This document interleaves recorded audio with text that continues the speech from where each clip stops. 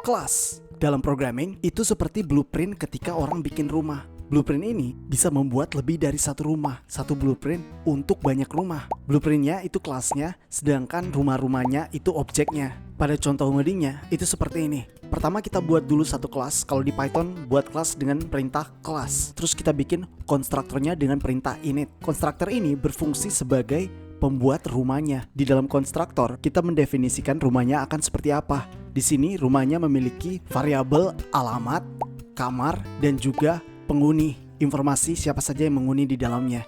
Nah, ini merupakan konstruktor dari kelas. Di dalam kelas juga ada fungsi. Fungsinya kita sebut sebagai method.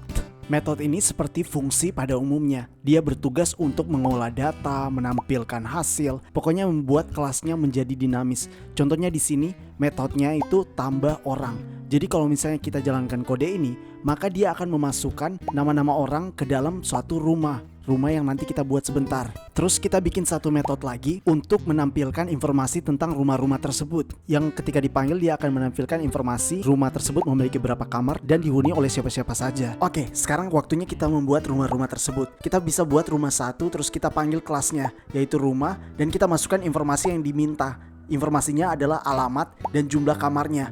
Nah, ini yang membuat kelas itu berguna. Ketika kita membuat rumah kedua, itu kita bisa menggunakan kelas yang sama. Nanti alamat, kamar, penghuni itu tersimpan di kelasnya sendiri. Jadi kita tidak perlu bikin kayak alamat 1, alamat 2, alamat 1 untuk rumah 1, alamat 2 untuk rumah 2. Nggak perlu. Kita langsung bisa kode clean seperti ini. Setelah rumahnya dibuat pakai konstruktor tadi, sekarang kita masukkan orang-orangnya. Tinggal kita tulis objeknya yaitu rumah 1, terus kita pakai metodenya yaitu tambah orang. Kita masukkan orang Lukman di rumah 1, rumah 2 kita masukkan Sefnat, dan rumah 3 kita masukkan Azril. Ternyata si Azril memanggil seekor lelaki juga di dalam rumahnya. Jadi kita tambahkan si Andre.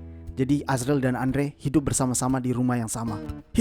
Sekarang langkah yang terakhir, kita tampilkan informasinya dengan memanggil metode info rumah. Kita panggil masing-masing untuk rumah 1 sampai rumah 3. Sekarang waktunya kita jalankan programnya. Kita tinggal py/main dan oke, ada error.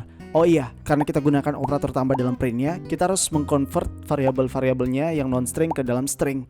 Kalau sudah, kita coba jalankan dan berhasil.